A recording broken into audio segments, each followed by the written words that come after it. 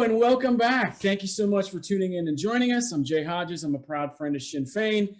Today we're going to take a break from all the craziness in the world, the elections and the pandemic and Brexit and everything else. We're going to take a minute just to talk with each other and kind of get to know a little bit of an outside group that I've spoken with several friends are not aware of, but I'm excited to expose you to this group. We're going to talk to Ireland Futures and Relatives for Justice greatness director Andrée Murphy. How are you doing this morning? It's lovely. Thanks very much for having me, Jay. I'm delighted to be part of this. I know. Well, thank you so much for taking the time. Now, I want to talk about Relatives for Justice, and I definitely want to get into Ireland's future, but I want to kind of tell people about you because I don't think most people are going to know who you are. So tell us about yourself. Like you're originally from Dublin. You grew up there. Talk about your childhood and kind of growing up in Dublin.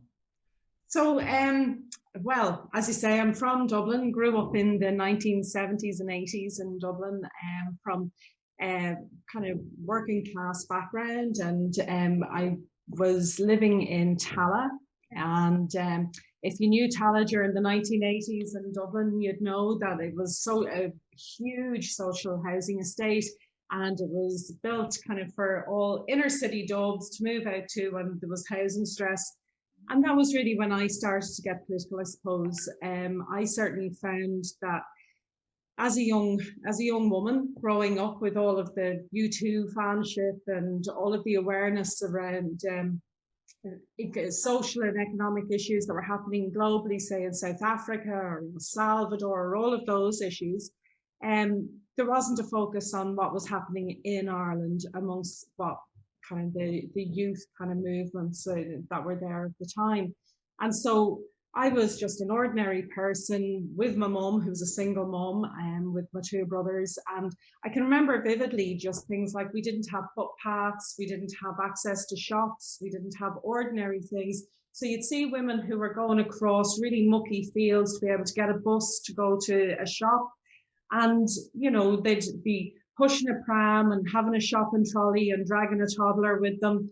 And I can remember vividly saying to myself, but this is something that men don't do. And it's something that policymakers in Leinster House certainly never think about and never talk about. And that was almost like this moment that I can look back on and say, yes, that's when I became political. I became political around women's rights, became political around what are the things that make a difference. And it became very, very obvious to me that the partition of my country had this huge detrimental effect, creating two statelets that ignored women, treated them incredibly badly. And at that stage, we didn't even know how badly. We just knew that we were suffocating and we didn't have any power or access to power. And then the more that you started to look at that, then you started seeing the conflict that was happening in the north, which we were only allowed to view through a very narrow prism of outrage at IRA actions, rather than looking at the causes of conflict, looking at why the conflict was going on for so long and the issues that were in behind it. And once you started to actively search for those and actively search for people who were experiencing that, with so much more in common than with women from Ballymurphy or from Derry than we did with women in Donnybrook or people who were occupying RTE. And so, you know, it became a natural progression for me in my politics to become involved in Sinn Féin at that stage. And then I moved to Belfast in 1994, about 6 months before the ceasefires. And so I've seen Belfast change, and some of it stay the same, really, since 1994. So what is it that took you to Belfast? Like you moved up there, but like, what is it that kind of moved you in that direction? Because you sound like you had a lot of stuff going on in Dublin and you were very active there. So what caused the change and move to Belfast?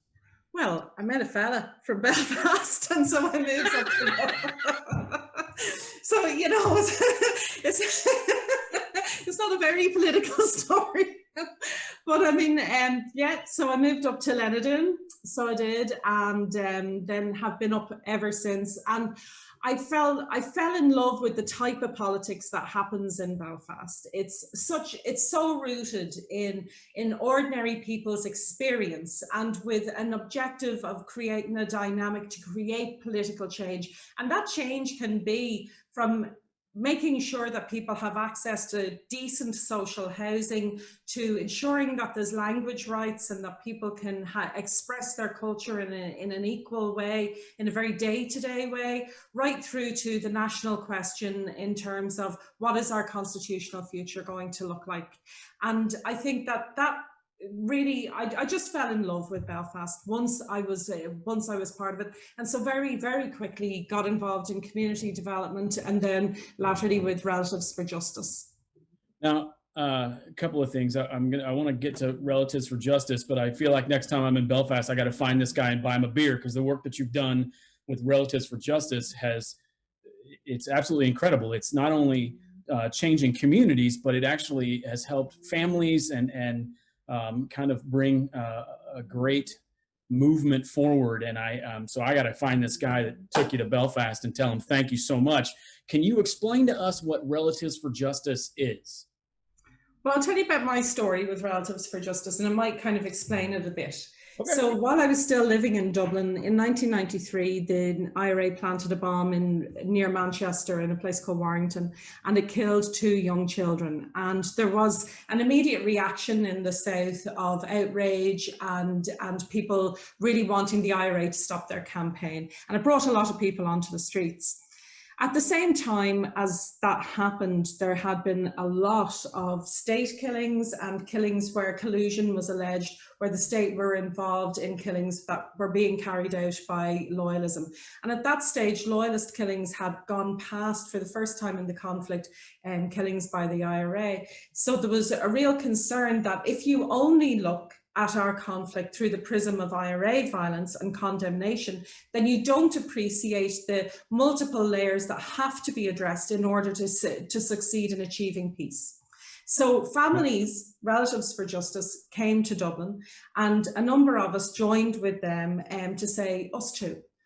Yes, absolutely, you could talk about Tim Parry and Jonathan Ball, and absolutely, but what about Julie Livingston, and what about Carol Ann Kelly, children killed with plastic bullets?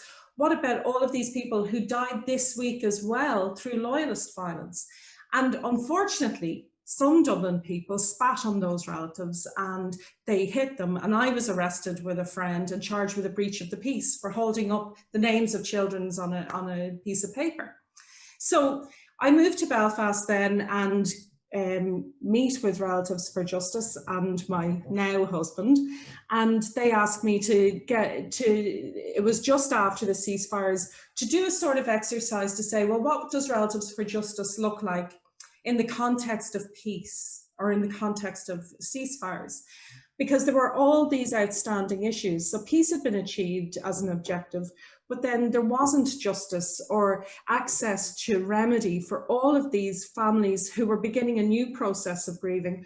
Because once the ceasefires happened, it was like grief and pain were allowed to be expressed for the first time in many families, because conflict had gone. And so for them, they needed to have a place in the peace process. And the peace process has been blind to the experience of victims and survivors. So what we did in this planning session, and it was amazing. So I go into this little room, and there's Father Raymond Murray, who had been documenting abuses and violations from the days of internment. Claire Riley, exactly the same, this working class woman who was there holding women as their husbands were being dragged off or as their children had been killed. Emma Groves, blinded by a rubber bullet. Ailish McInnesby, whose brother Aidan had been killed at a checkpoint by a British Army soldier. Martin Finucane, Pat Finucane's brother. I was sitting in a room going, are you messing? Are you serious? This organization is absolutely astonishing.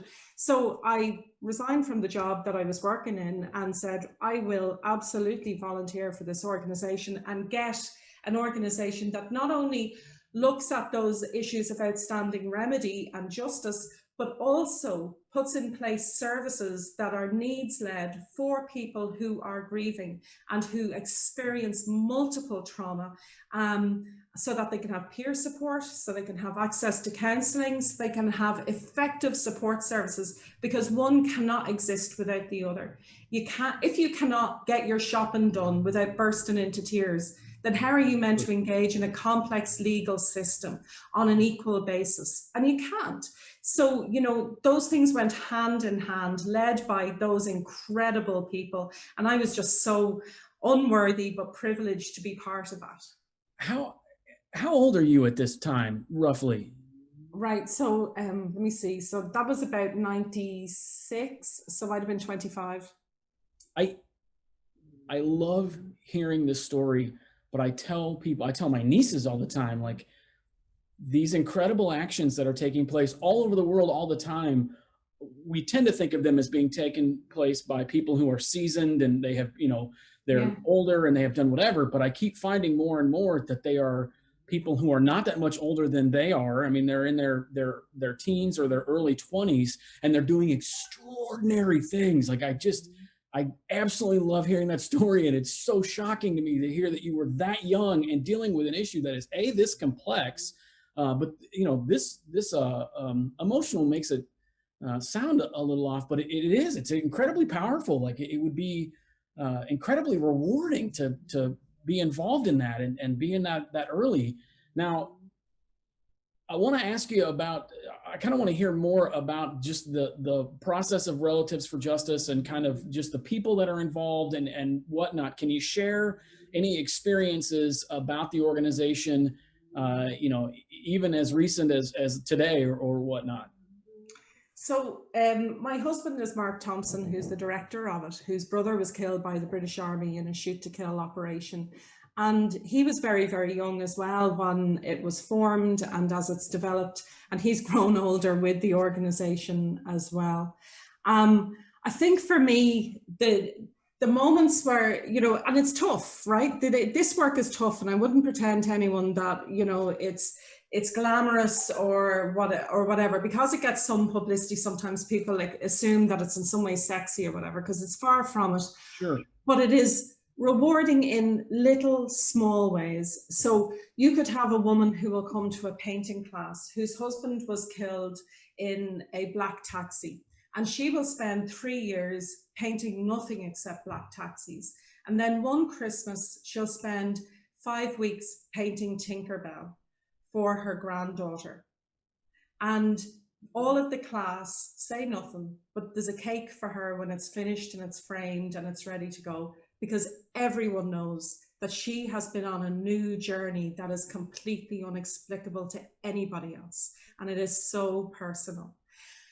When we can make a change where a woman will turn around and say, I was able to put my bins out last night on my own for the first time in the dark for 30 years, that is when you know you make a change. And then that woman says, now, will you help me go and get the inquest papers so I can find out how my daddy died on a dark night when he was putting out the bins, right? Those are the transformative moments that you can't explain to anybody on a piece of paper in an evaluation form, but we know we make a change. For those families, they've seen processes where they've been vilified, where Relatives for Justice has been called everything from a Provo front to, you know, exalting the experience, exalting terrorism, and all of those things. We've had all of our management, all of the leaders in it completely vilified and had death threats. So Mark and Martin Finucane were going to the United Nations, and on the day before they were going to the United Nations to talk about shoot to kill and collusion with international observers, the two of them were stopped and given death threats by the RUC. They live with that as a normality that nobody else experiences, but they make a choice to say, that's okay. Our peace process and our process of transition from conflict needs to address those violations. Otherwise, we learn nothing. And otherwise, the new police service, the new criminal justice system is open to repeating those abuses of the past because we have not appreciated what happened. So we went through the whole process of pattern being reformed, for instance, and the families affected by RUC violations were incredible, making so many submissions to the pattern process, telling their stories, incredibly painful stories, again and again and again. And so we did have reform, but the reform, no one said why. In any of the documents, it doesn't say because the RUC was up to its neck in collusion, it was engaged in shoot to kill violations, it was armed to the teeth with plastic bullet guns that had fired at the civilian population. None of that was said. Instead, we paid £0.5 billion to pay off the people who just didn't want to be part of a new police service. But without that missing story of violation and officially saying why, we are missing the piece that said why that change was necessary, and then we could always go back. So, you know, and that families always retain that goal, despite, you know, these grinding years of denial of their rights, is absolutely astonishing. And really, it humbles us every day of the week. So last week, God, it was incredible. We've had a big discussion about having a payment scheme for those who were injured during the conflict. And the people who are not allowed into that are people with psychological injury, who are bereaved, who were not at the scene where their loved one was killed. So you can live with the person who was at the scene when a person was killed, like a paramedic or a police officer or someone who carried out torture, could be given a pension. But the mother who was held back for all the right reasons by her neighbours, by her family, from seeing her child on the street, is not allowed access to it, despite surviving 40 years of PTSD, trying to raise the rest of her family and get every Christmas in. She's not allowed access to this. So last week in the newspaper, 3 women in the Irish News gave their testimony about what happened.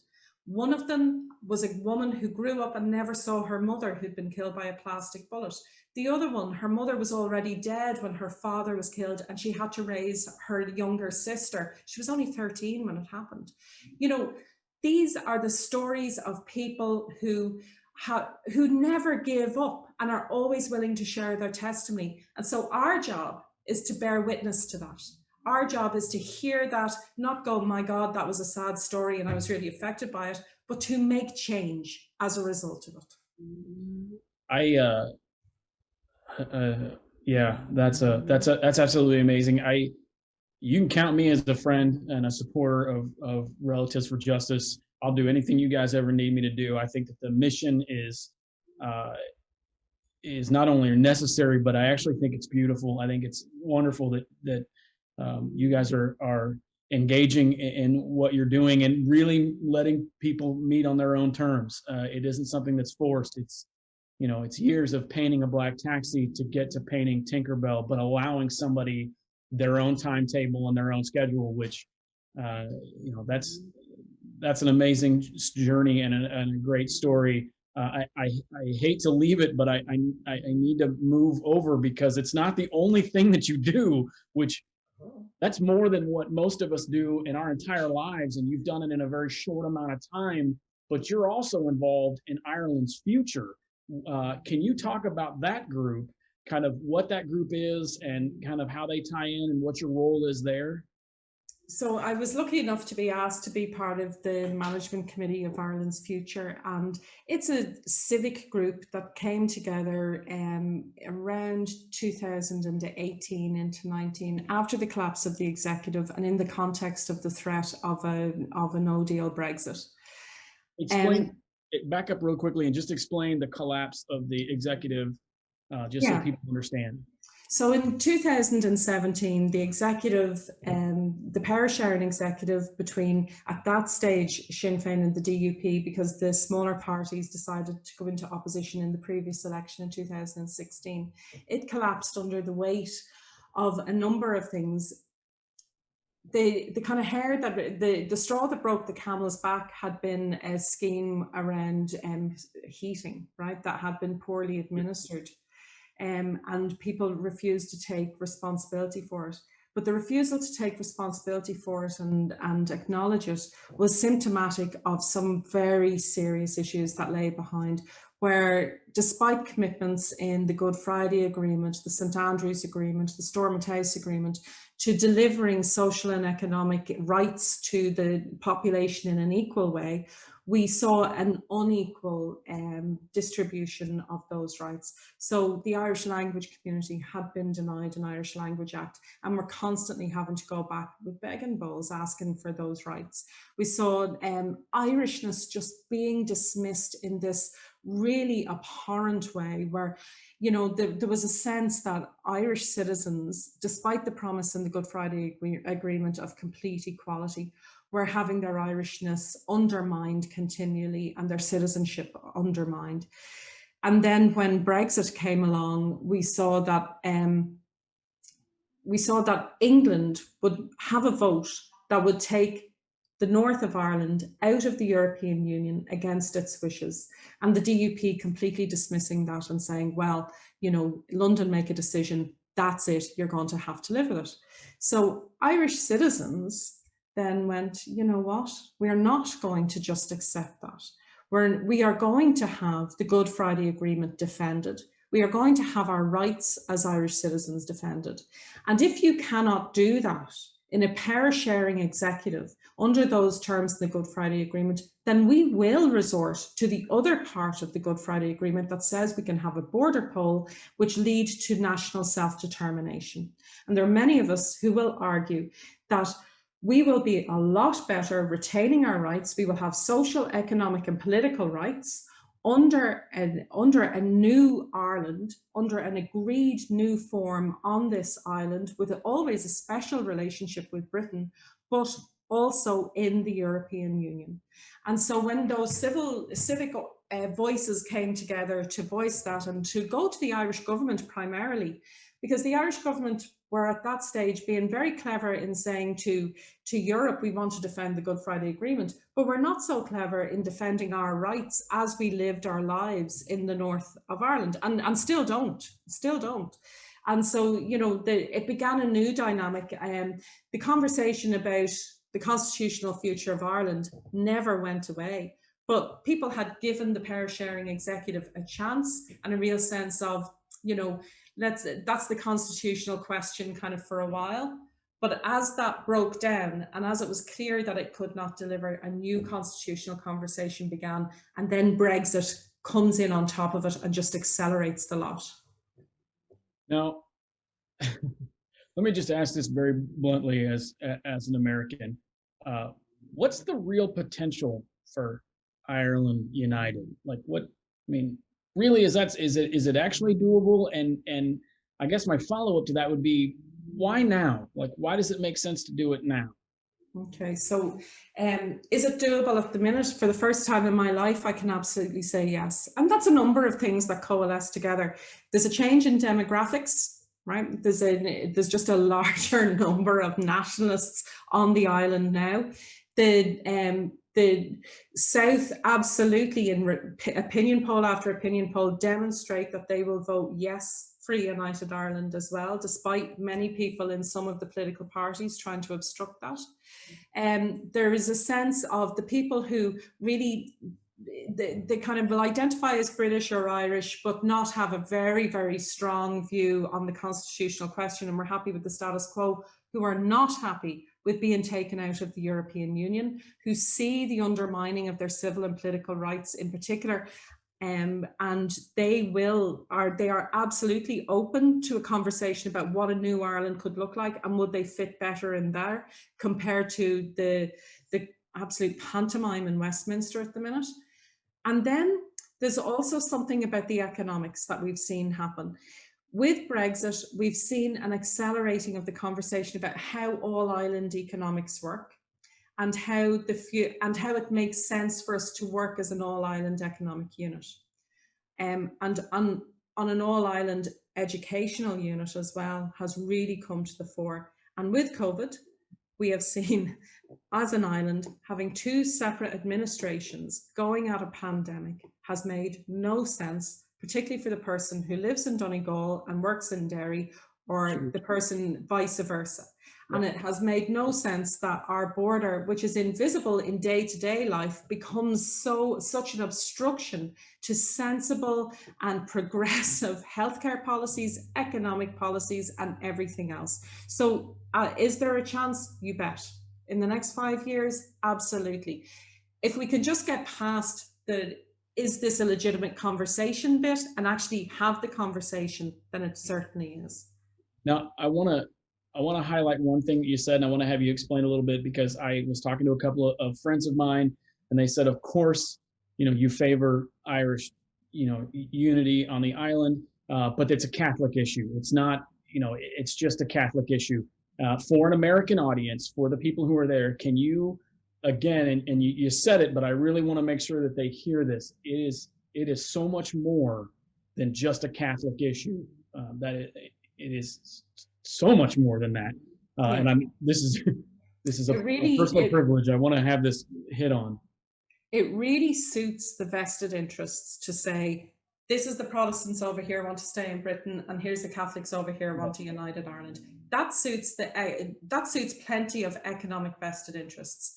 Who it does not suit, and you can absolutely see this now, are people who want to have their rights, their human rights, whether they are in the LGBT community, whether they're in the BAME community, whether, all those cross-secting communities have seen that their civil and political rights have been undermined to a terrible degree, even to the point that they could be seeing that the European Court of Human Rights won't have its application to the North anymore.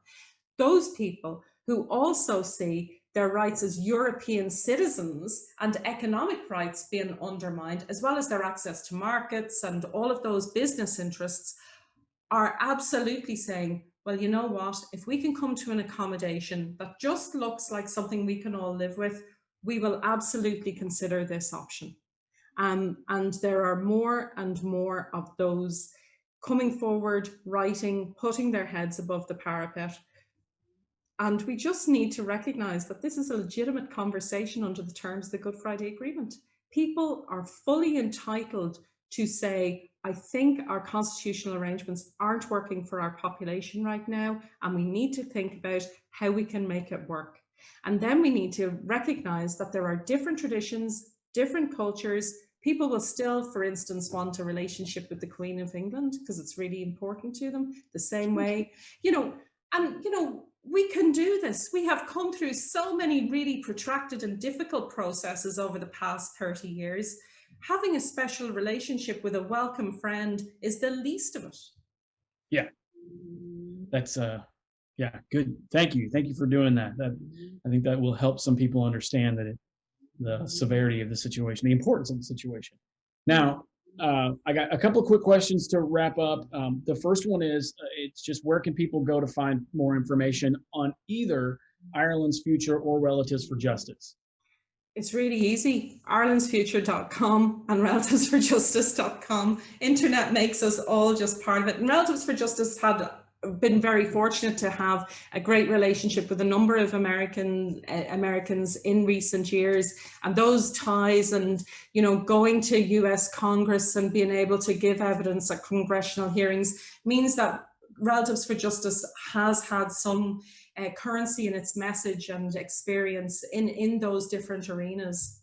And in terms of Ireland's Future, it's actually quite a new website, IrelandsFuture.com, and we'd really, really welcome kind of commentary and suggestions around the online presence, because we recognize that diaspora are going to have a huge influence on the constitutional conversation, because the people who were forced out of our island because of the economic and social deprivations that we suffered since partition and the legacy of that, those families need to be part of this conversation too, about making sure that this new constitutional arrangement never sends away generations of its people again.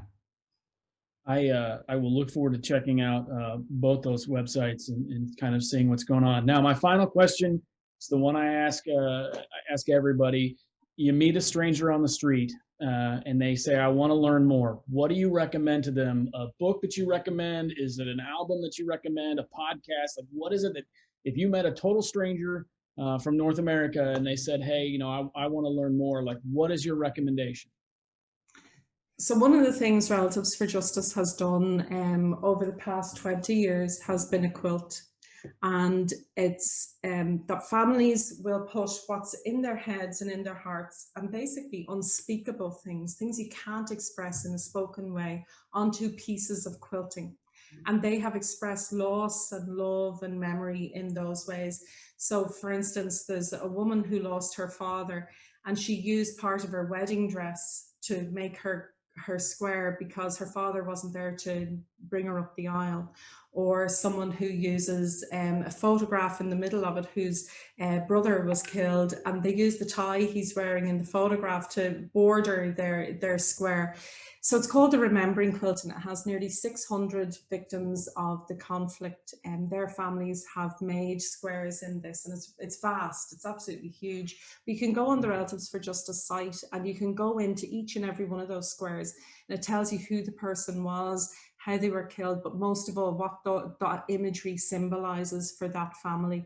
And for me, that is a testimony to why we must ensure that conflict never happens again, that we are the last generation of Irish people who suffer conflict, and that we really determine that we will not see that repeated, but we will also ensure that those families are never forgotten, and that they have their rights realised, and that our peace is a peace based on justice. Wow, I will definitely be checking that out later today. I want to thank you so much for taking the time to join us, but I more want to thank you for everything that you have done and everything that you are doing. I think that that is an amazing story, and I can't wait to share it with people and encourage them to visit and get active and get involved. This is a very important piece of the overall puzzle, and I hope that people take the time to share this with their friends and their families, and to really let the exposure out and let people know what's being done there. Thank you so much for taking time to come in and talk to us. It's an absolute pleasure, Jay. Thank you. Oh, you're amazing, and I look forward to seeing you and Mark. Fine, but seeing you and talking to you more and more in the coming months when we're able to travel again. So thank you so much for joining us. Thanks to everybody in the audience for joining us. Thanks for tuning in, and again, become a friend of Sinn Féin's.